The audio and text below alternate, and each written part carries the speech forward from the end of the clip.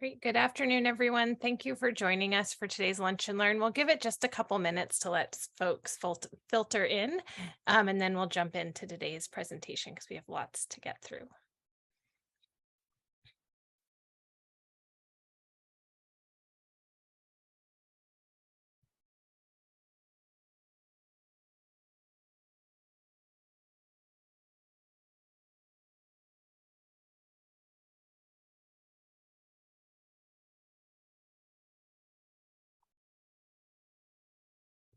Great. Well, the number is the ticking up is slowed down, so I'll go ahead and jump in.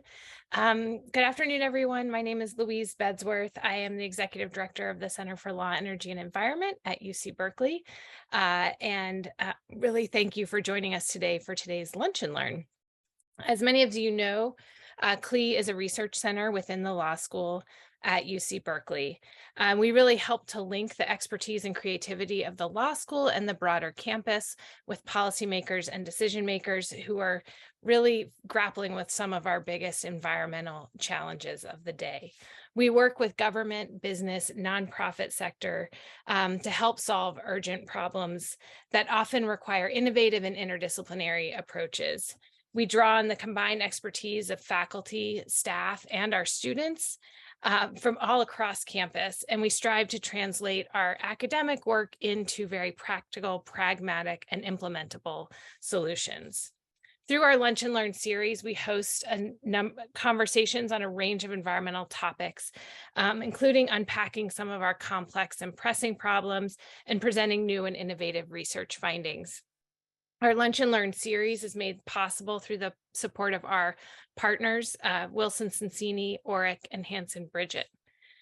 Today's Lunch and Learn, I'm really excited about. It's a topic that I have spent a lot of time in my career on, which is state level at clean energy planning.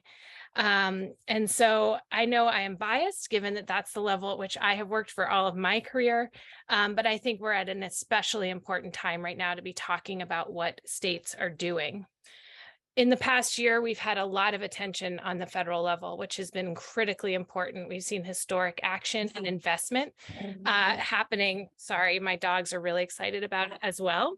And so we've been seeing this incredible investment in action at the federal level. But what we also know is even with that historic level of action, states and cities are even more critical to helping us meet our international climate commitments. And so now we don't have states acting in the absence of the federal government, but actually in partnership and as a critical component of our national strategy to meet our climate commitments.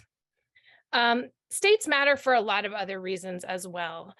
First off, states are laboratories for innovative solutions, really testing and proving scalable, replicable models. And we've seen that across the country over decades of environmental action.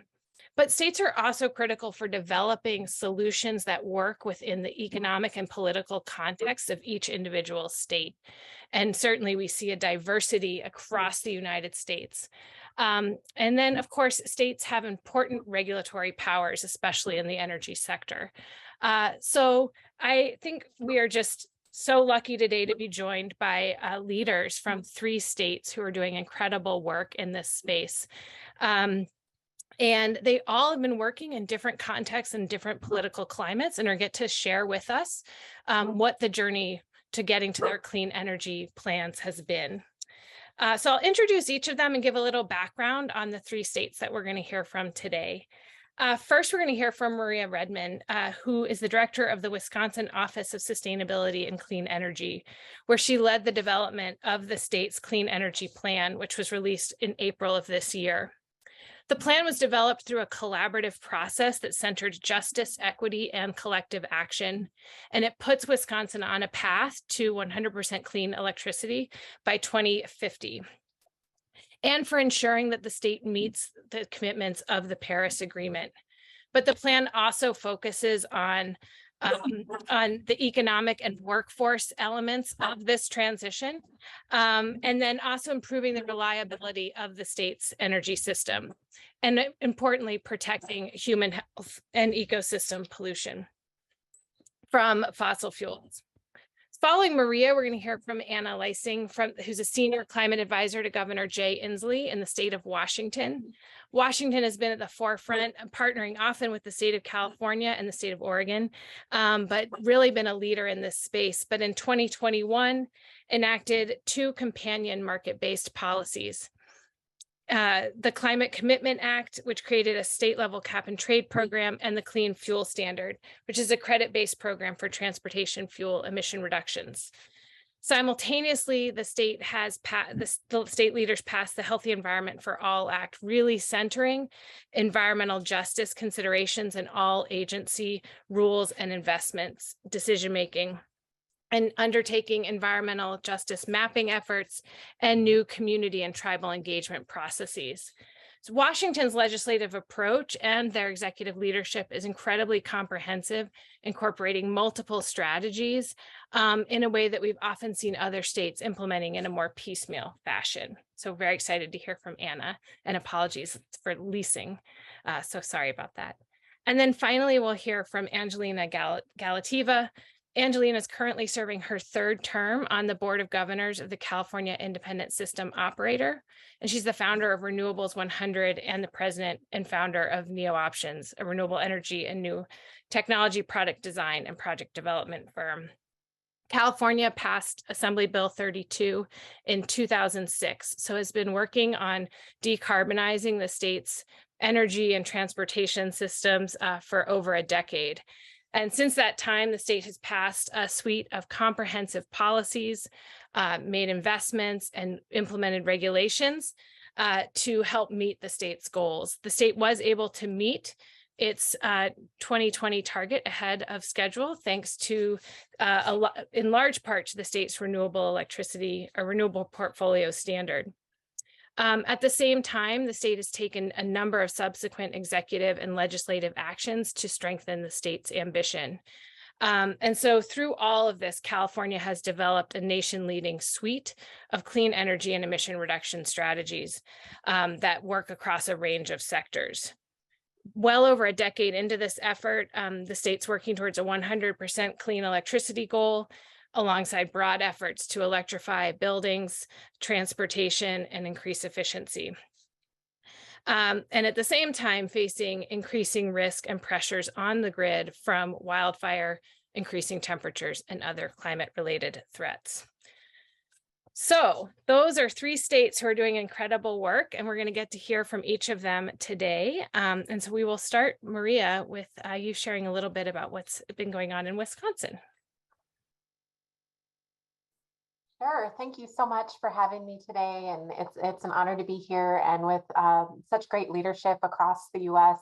I'm excited to hear the other presentations as well. Maria Redmond, Director of the Office of Sustainability and Clean Energy for the state of Wisconsin. Our office was created via executive order by Governor Evers in 2019. I started in 2020, and he tasked the office with working with all of the agencies in the state. And one thing we don't have in Wisconsin is a Department of Energy. But all of the agencies are working on energy issues. And so really our office serves as a central hub for energy activities, make sure that we're connecting the dots and working collectively to move forward with our clean energy transition and energy related type projects. One thing is the way that we started is you have to know where you're at to know where you're going and to be able to set goals. And so just a snapshot here of Wisconsin's energy consumption.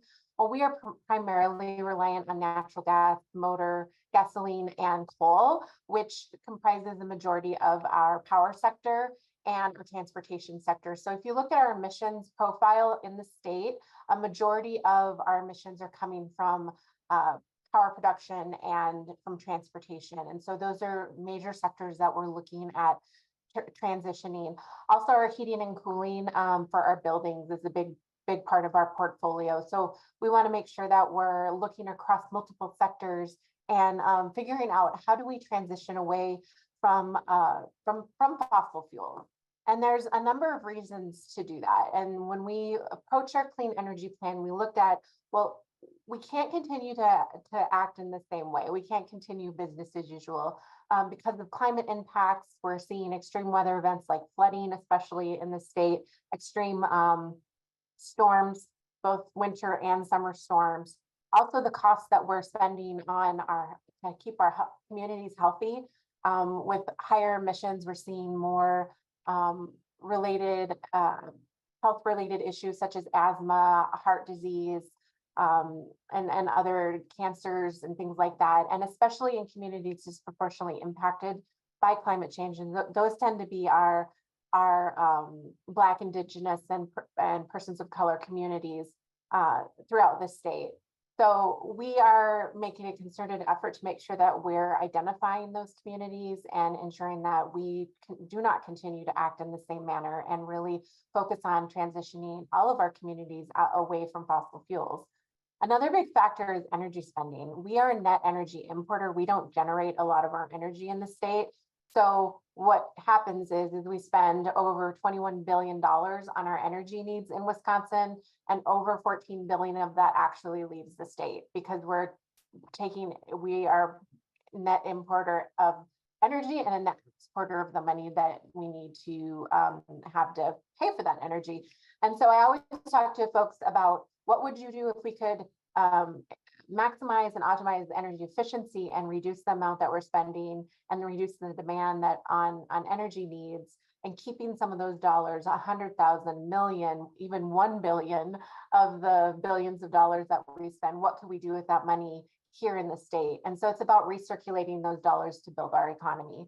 And also a missed opportunity for workforce. If we don't do anything, we have a ton of opportunity for renewable and energy workforce, especially as we're transitioning away from coal. What are we doing with the jobs? What are the opportunities for workforce here in the state? So we wanted to be able to address that all.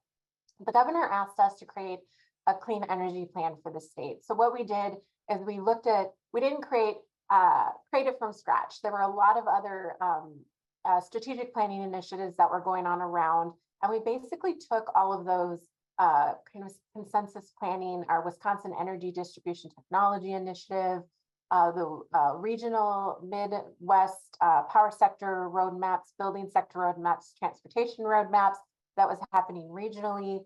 The governor's task force on climate change had a set of recommendations. And what we did is we consolidated all of those recommendations. And we said, if we were to create a package for the state of Wisconsin, what could we do that's actionable, that also addresses our values of justice, equity, and collective action? Justice, ensuring that we're addressing those communities that have been disproportionately impacted by climate change.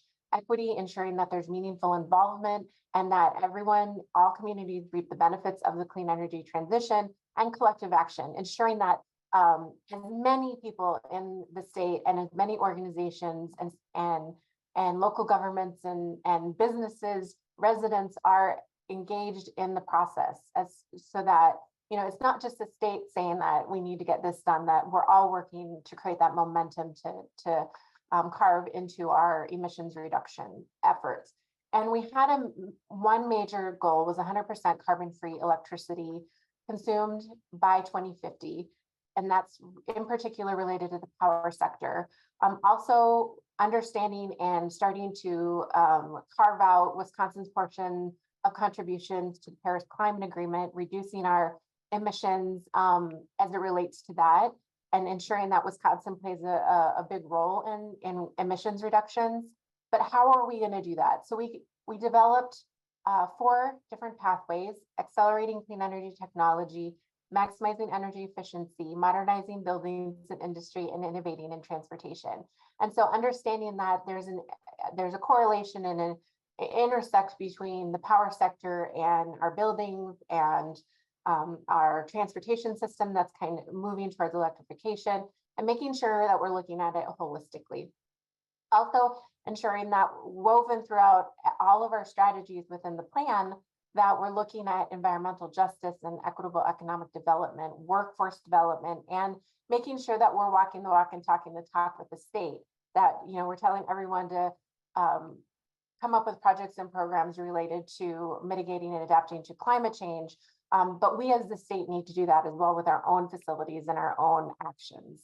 I threw in here, our full report is located at osce.wi.gov. We also have summary reports in Spanish and Hmong. And we wanted to make sure that we took the top languages in the state and made information available to those languages and made sure that we're doing outreach to those communities as well. So we have summary reports for those languages. We have over 70 strategies within the energy plan, and we really tried to make them as actionable as possible. So really, it's about ongoing engagement, who's doing what, and how can we accomplish the strategies within the plan. So we've partnered with 13 state agencies, and I'm not going to read through all of these, but these are all of the organizations and types of organizations that we've been working with on the clean energy plan and the implementation of the clean energy plan and the strategies within.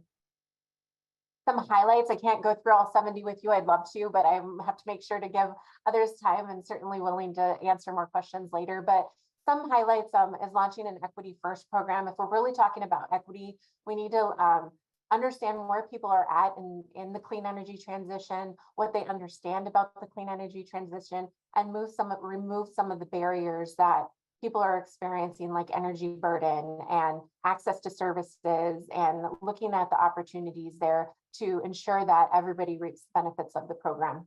Also, making sure that we strengthen energy efficiency standards and goals we have, and leveraging our current programs.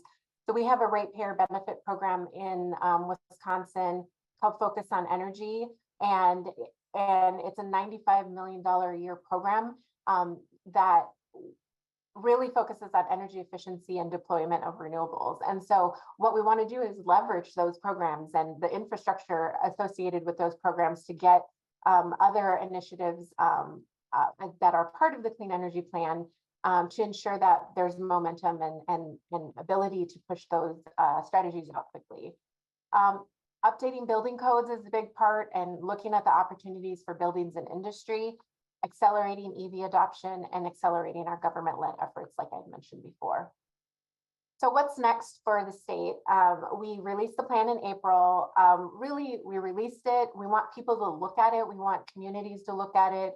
All stakeholders take a look at it and react and let us know what they're interested in helping us pursue and trying to get momentum on some of the actions.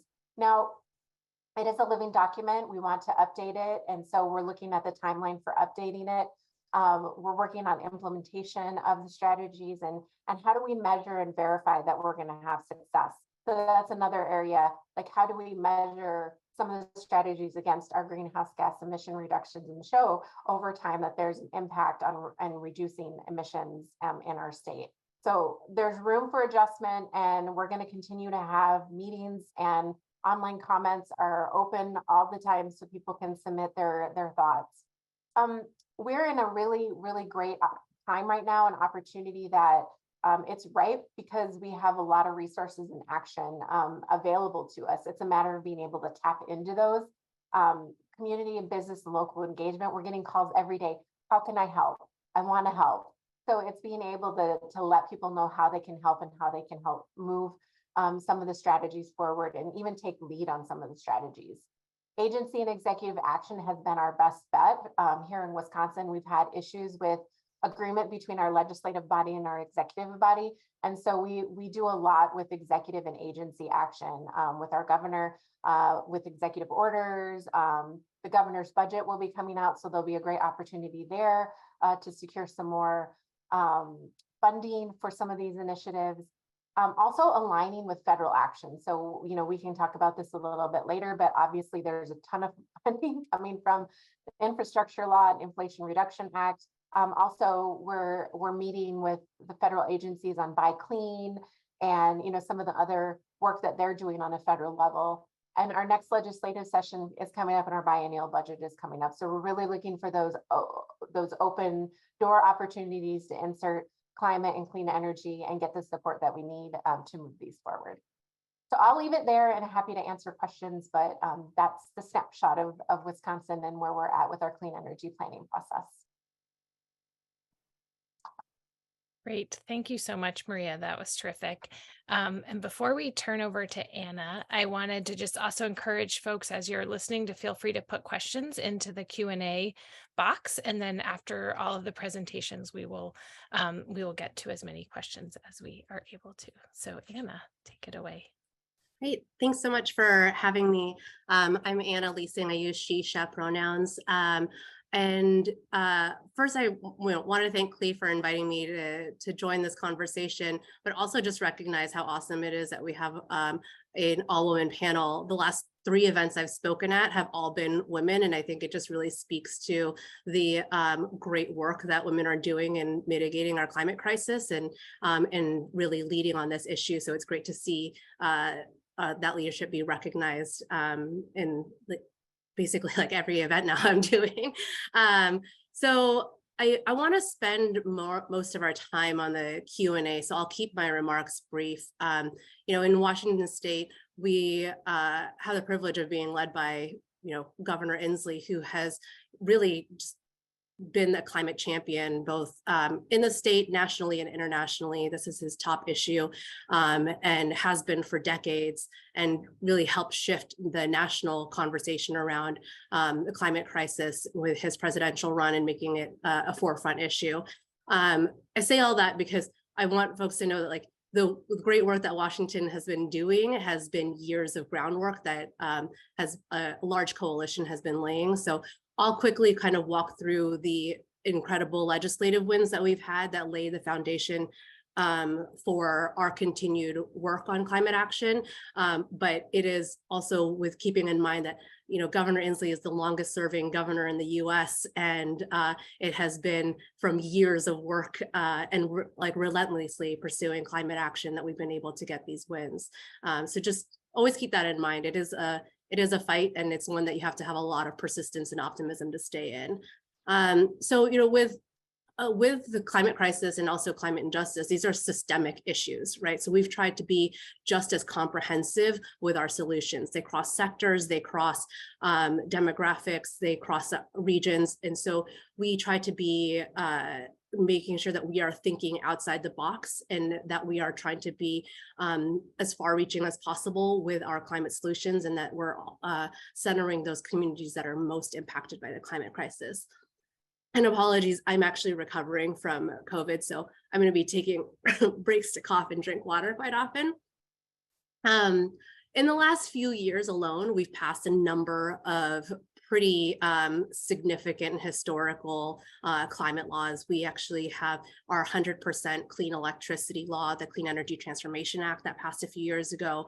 That gets us to carbon neutral power sector by 2030, and then 100% renewable energy by 2045.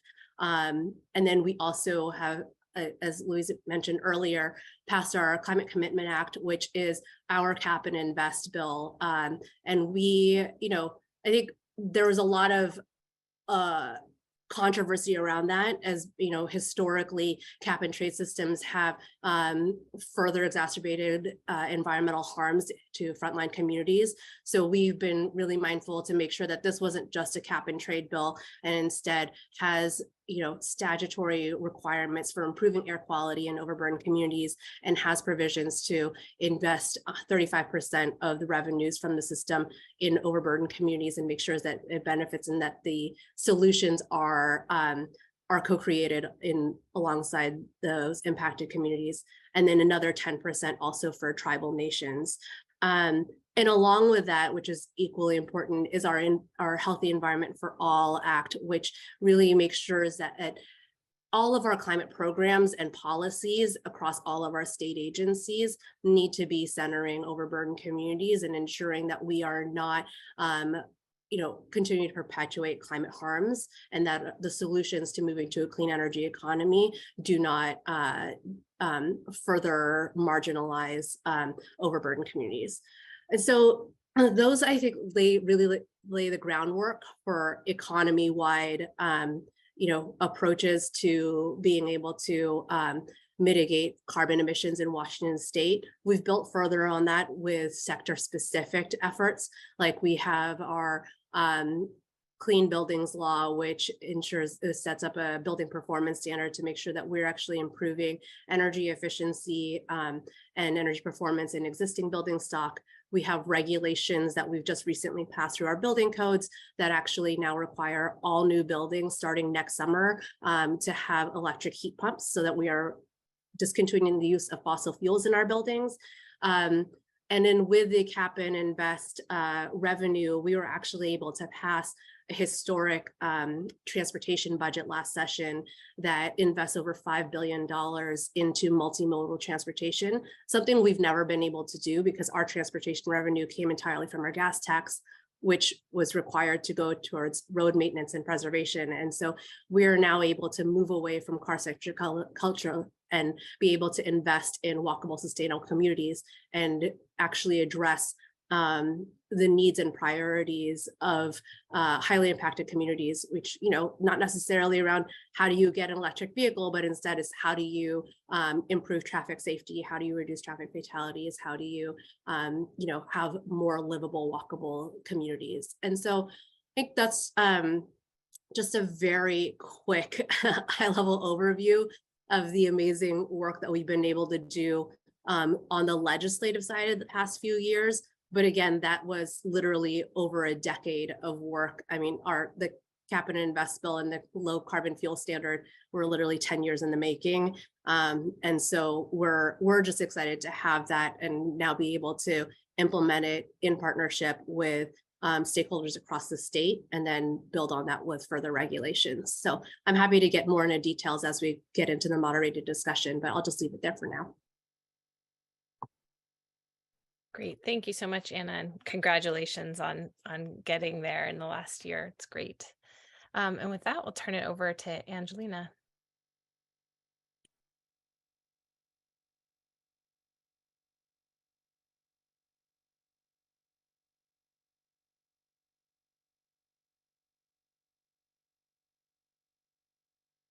I needed to unmute. I was having a hard time. Sorry, everyone. Can you see my presentation okay? Am I sharing the screen? Yes, you are. We can see it. It's not in presentation mode, but we can see it. I'm trying to get it to do that. Okay, there you great. Go. Well, perfect. Thank you. Thank you so much. It's a pleasure to be here and wonderful to have Maria and Anna on the same panel and celebrate women. Yes, we have been doing a lot and women do lead the way when it comes to climate and renewables. I wanted to put what California is doing a little bit more in a context because, as we all know, California is now the 5th largest economy in the world.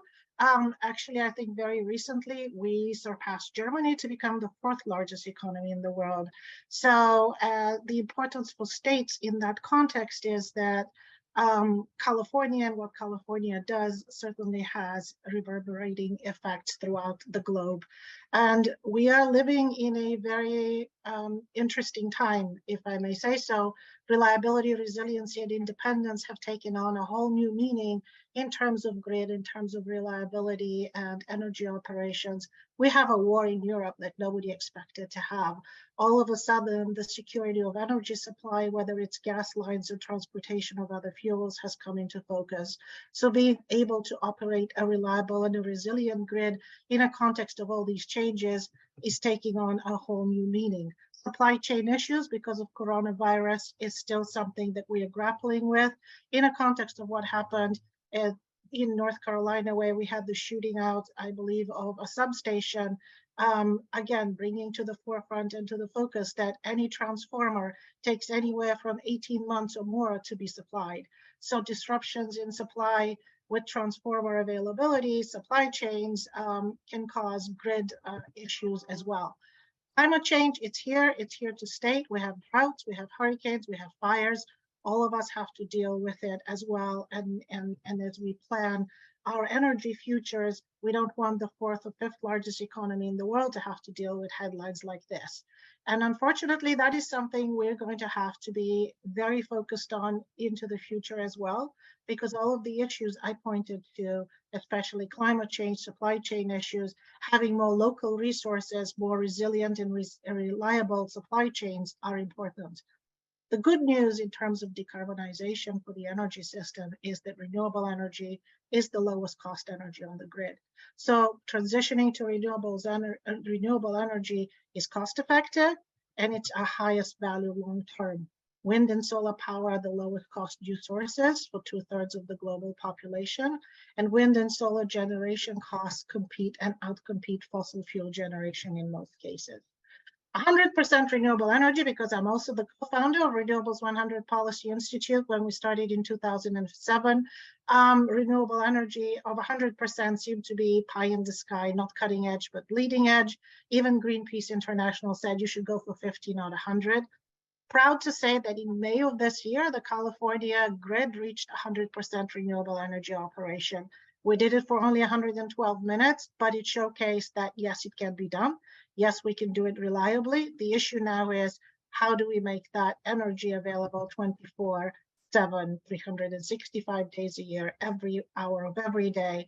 Again, taking into account fires, gas storage challenges, community and retail choice programs, regional collaboration, fossil plant retirement, transmission distribution interface, 100% renewable energy mandate. And I wanted to show this slide too, that Westwide, we are experiencing energy shortages for various reasons, whether it's climate or whether it's resource changes. Capacity stretched to big growth and peak demand happens in Canada. It happens in the Midwest and ISO. It happens in the Southwest Power Pool, where output from thermal generators may be reduced due to river water levels. So water supply in terms of not only cooling power plants in a climate change context is very important, and in overall supply for agriculture as well.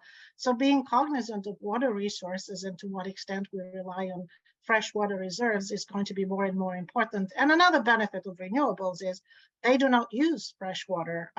So unlike fossil energy, which is the second largest user of freshwater reserves after agriculture on the globe, renewables do not use water. But we do use water for hydropower, and we do use water for cooling thermal power plants. So to the extent that we're cognizant of that fact, it's important. As we saw in the Western US, weak hydro and wildfire risk threatened electricity transfers on the grid. And we saw that in real time in Oregon, in Washington, and in California. And working with Washington and Oregon as part of the coalition of the willing has been extremely exciting. And I believe we're going to have more opportunities to work together in offshore wind, which is going to be another important resource. Not to mention Texas with the droughts and the cold and everything else that's going on over there. Texas has a reality in and of themselves for supply of renewable or any other energy for that matter. Temperatures are going up, fires are going to happen, and we've got to, again, figure out how we make our infrastructure more resilient and reliable. So as we transition to this 100% new reality into the future, we can do it in a way that doesn't disrupt operations. So California actually, as Louise pointed out, has had a leadership role in terms of a plethora of legislative initiatives working together to basically mandate that by 2045, we are going to have to be carbon-free as an economy. So how do you reliably decarbonize the fourth largest economy in the world, all sectors, industry, building, transportation, and electricity generation? And of course, electricity generation is going to be the foundation of all of this, because if you are to meet your transportation targets of carbon-free vehicles, you're going to have to rely on much more and a higher percentage of renewable energy generation, which I'll talk about as well. California has massive and very successful energy efficiency targets and greenhouse gas reduction goals, where by 2050, if we're at 80% below 1990 levels, we have decarbonized every single sector of our economy, including shipping and aviation, which of course is going to be the most difficult part of all. New construction in California requires for residential buildings to be solar ready and to have solar energy and electric vehicle infrastructure incorporated into the buildings. And of course, a mandate of no internal combustion engine vehicle sales after 2035 in California. As I mentioned, unlike Wisconsin, the biggest greenhouse gas emitter in California is the transportation sector. and of course, industry. Electricity is only 9% of in-state greenhouse gas emissions. So a massive focus on decarbonizing the transportation sector is, of course, on the forefront of California. 50% of zero emission vehicles in the US are sold in California. The infrastructure is here, and 90% of investment in clean transportation is in California. Hopefully that will change as well with other states stepping up like we heard today. Going green doesn't necessarily mean that you're losing your economic position. That is also extremely important to highlight. Population and economic growth have resulted in lower greenhouse gas emissions in California. As population has grown, greenhouse gases have been reduced, especially per capita and emissions per GDP. The ISO, the Independent System Operator, on the board of which I'm with, has exceeded the goals of achieving 33% by 2020 targets. We are well on track to achieve our 100% clean energy goal. The issue is, can we do it again 24/7? That's where the name of the game is, and that's where we need to focus on how we decarbonize the electricity sector, which in turn then can grow and decarbonize transportation industry and everything else. If we look at 2045, we need an additional 8,500 megawatts of new wind, 75,000 megawatts of new solar, 25,000 megawatts of behind the meter solar, which is customer owned solar, 55,000 megawatts of storage. We also operate a regional grid in terms of the energy imbalance market, and maybe in another session, I can tell you all about those exciting developments and working towards creating a West-wide RTO. But of course, the grids are integrated and interconnected, and the reduction in supplies or the growth of supplies conversely in the Western states, of course, affects us.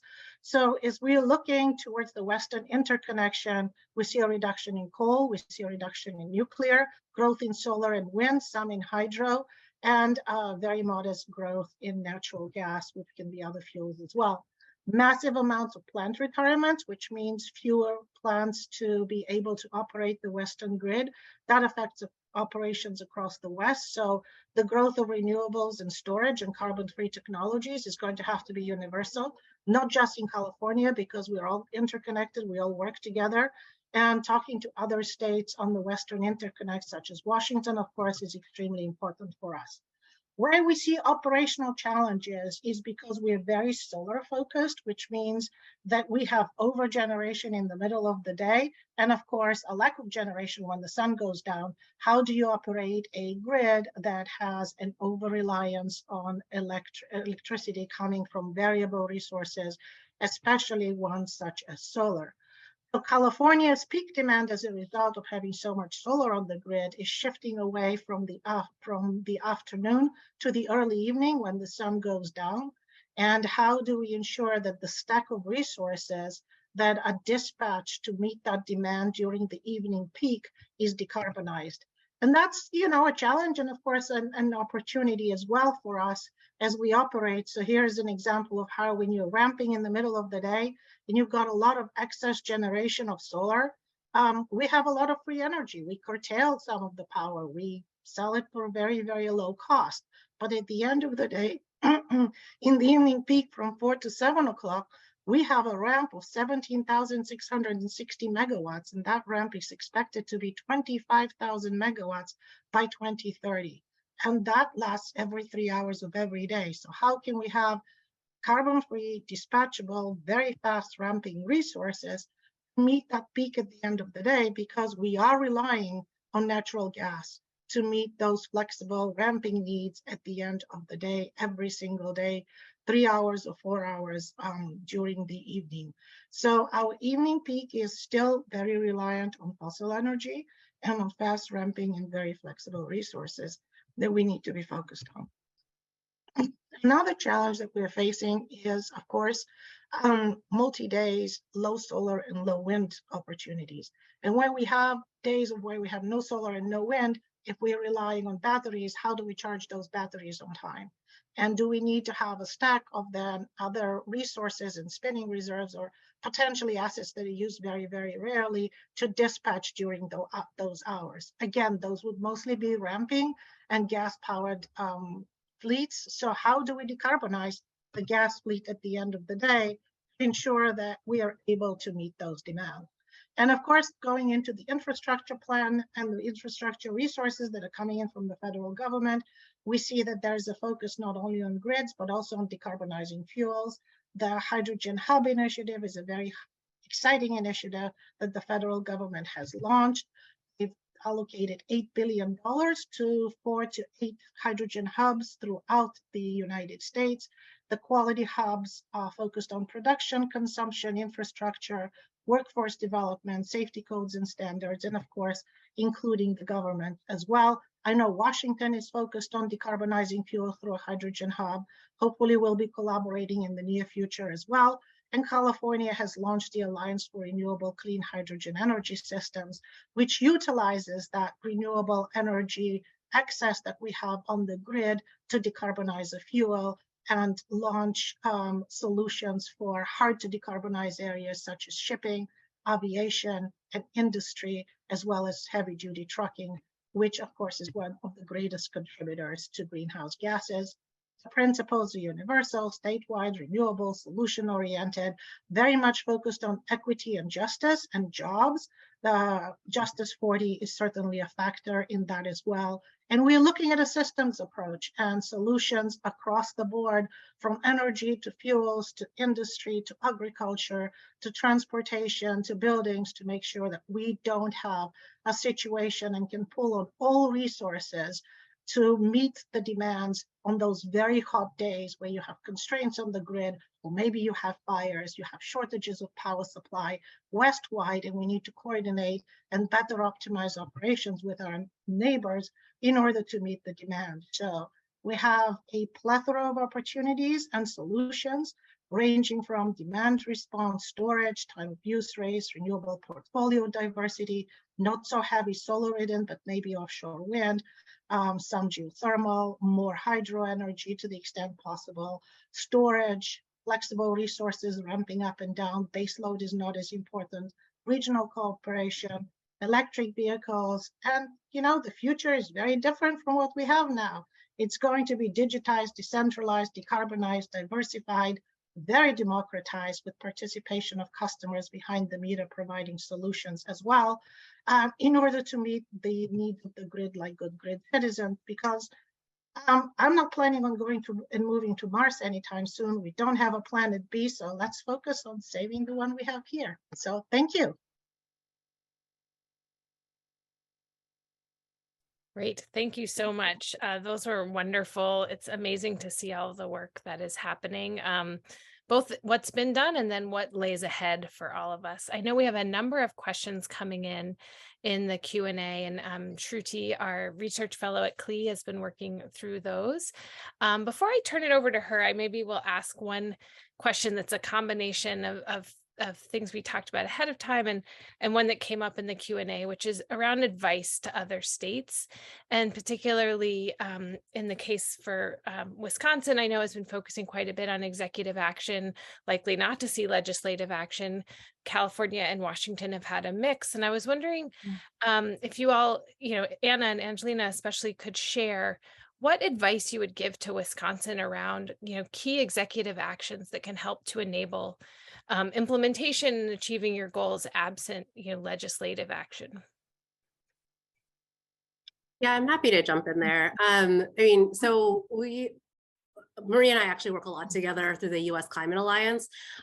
So it's a coalition of 24 governors where we all try to share best practices and actually get really in the weeds on like tactics and designing policy, et cetera.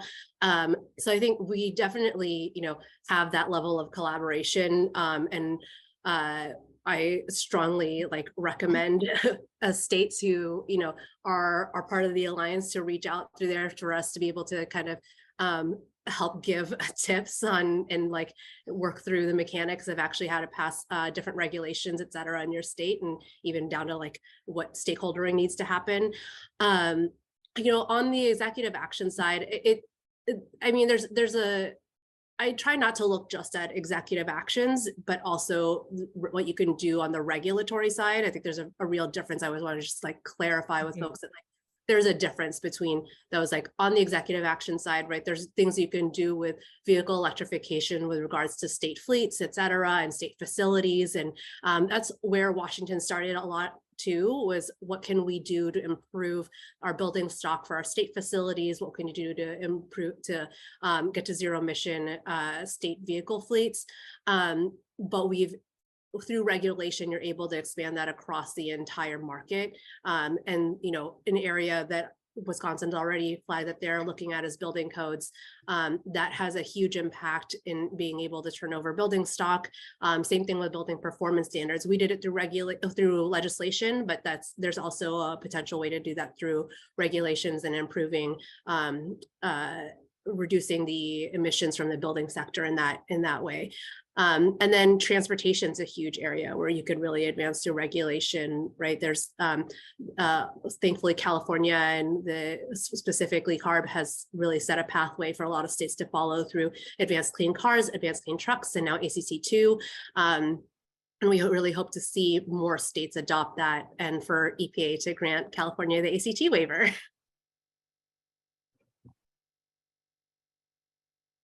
Great, thank you. I don't know, Angelina, if you have anything to add from the California side on sort of executive or regulatory actions. I'm a firm believer in regulatory action, top down, and making sure that you have a vision, because the principles of transparency, longevity, consistency, especially to ensure investment, are important.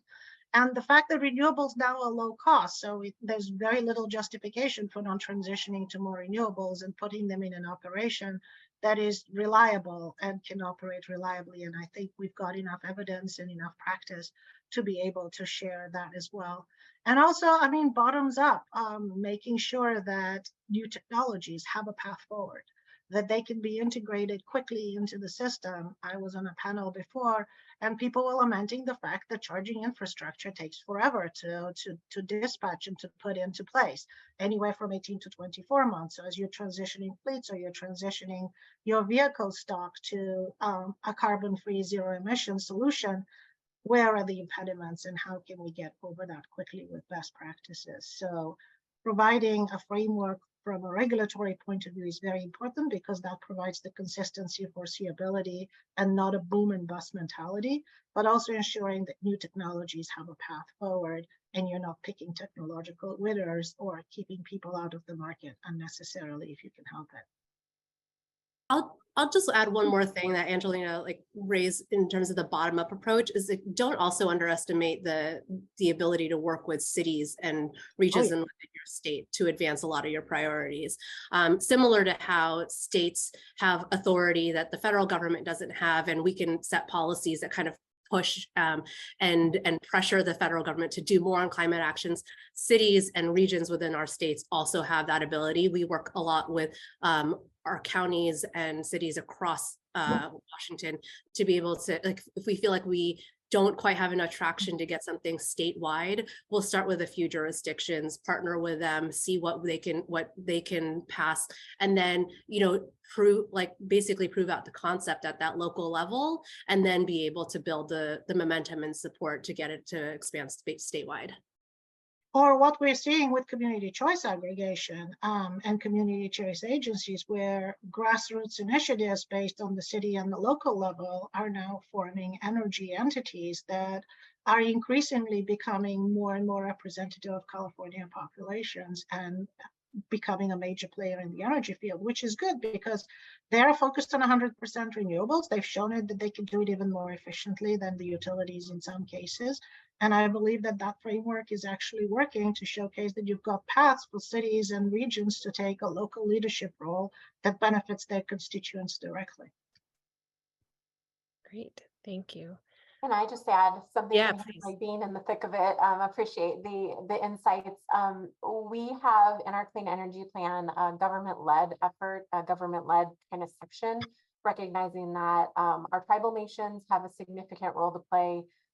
We have our local governments, municipalities as well, that are leading the way, and that the state, I had mentioned the state, lead by example, but also too, we're looking at regional opportunities.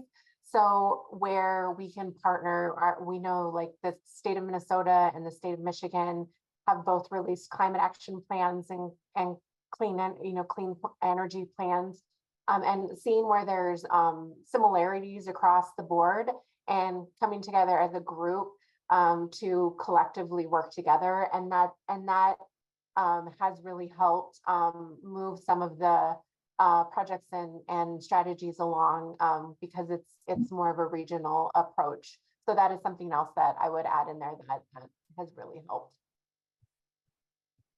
Great, thank you all. Maybe I will turn it over now to Shruti to share, and we can try to get through a couple of our questions from our attendees. Great, thank you, Louise. There's a lot of interesting questions in the chat, but some are about implementations, like how can all of these states implement, fund, and monitor progress towards the goals that you have set. So yeah, maybe we can start with Maria. Yeah, definitely. So that is one thing that we didn't put a price tag on the implementation, because we recognize that there are going to be different ways to move forward with implementation. For example, like utility scale solar is likely going to happen with the utilities. Like, we're not going to be, pushing out utility scale solar from the state, because that's what utilities do. But what we are not afraid to ask for help. And we have communities and businesses and organizations that are willing to move some of the strategies forward with the funding that they have. Foundations have been very supportive of our work.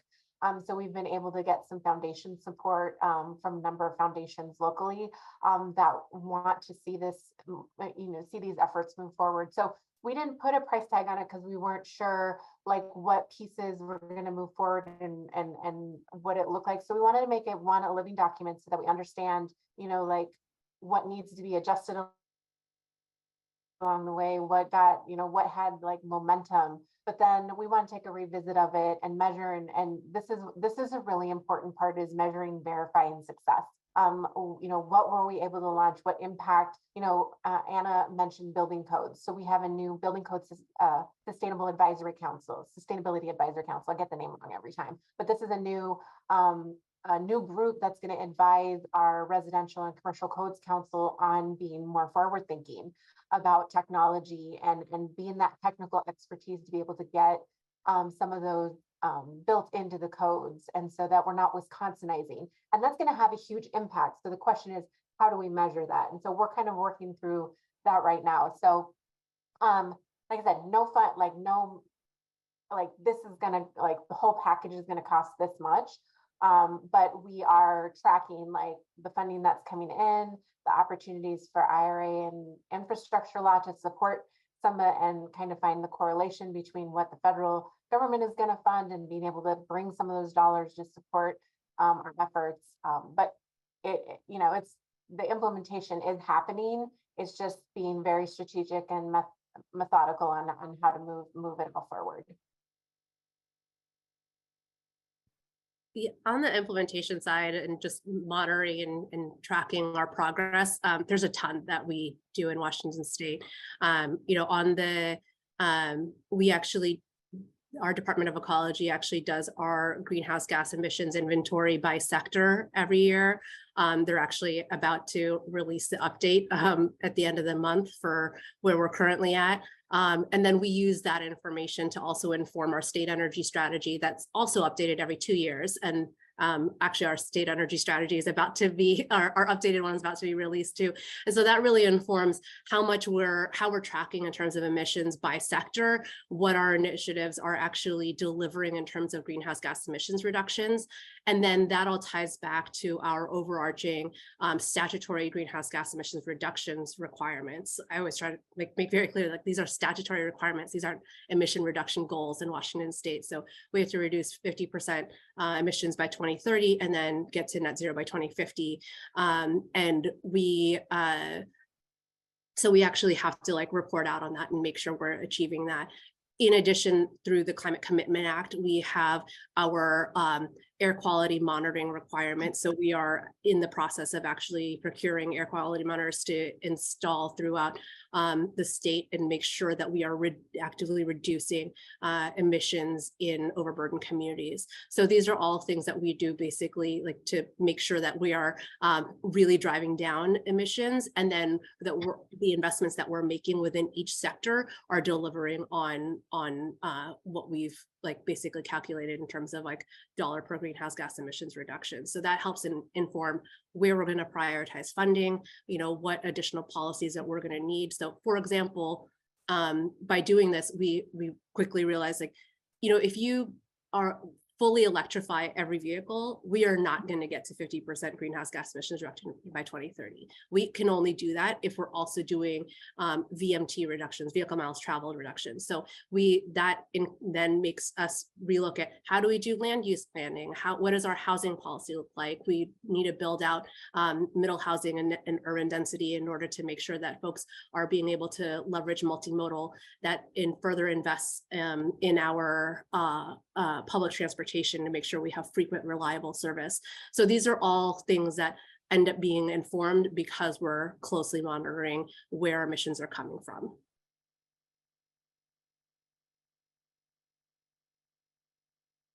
Angelina, I saw you unmute, and I know you have to pop off to get to another commitment. So I don't know if you want to share a few final words or talk a little bit about implementation in California, and then we can turn back to a few final words from Anna and Maria as well.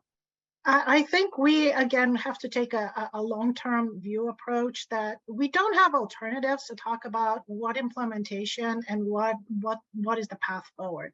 The path forward clearly is carbon-free and renewables based, regardless of the cost.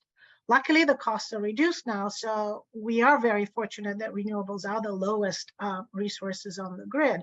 The issue is, how do we integrate them with storage technologies, with long duration storage, with fast dispatching, with transportation and everything else, and not look at it in a vacuum. Oftentimes, people will say, oh, well, to transition and decarbonize, it takes trillions of dollars, and it is super expensive. We can't afford to do it as a society.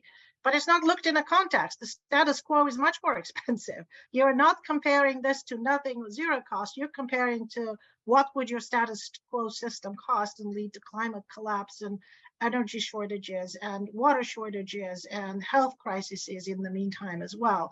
So as we rethink our infrastructure and as we rethink how we're going to operate into the future, I often look at, sub-Saharan Africa, where they have zero electricity and zero infrastructure. How would you build that up without having stranded assets and without relying on fossil energy and enabling them to leapfrog just like they did in the telecommunications sense?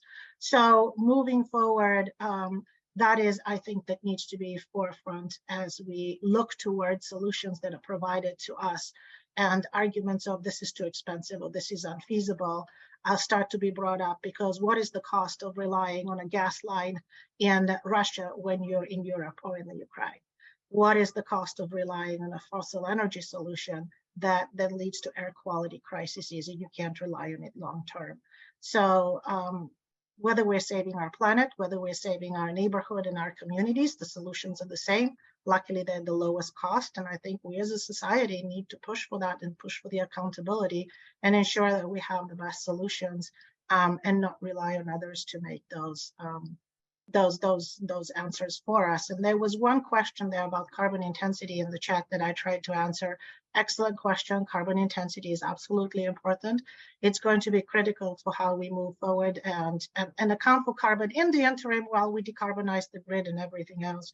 So I think apart from just relying on the ISO, relying on the system of the UCs, which is one of the largest research institutions in the world, as well as the labs that they operate, is going to be critical. And yes, we can do it and we should do it sooner rather than later. So thank you for that question, and thank you for including me in this wonderful discussion today. Great to be on a panel with Maria and Anna. Good to see you, Louise. Thank you, Shruti, for organizing us and for making sure we're all here and on time. And I really do need to sign off, so yes. I hope to see you all again soon. Okay, bye. Thank you, Angelina.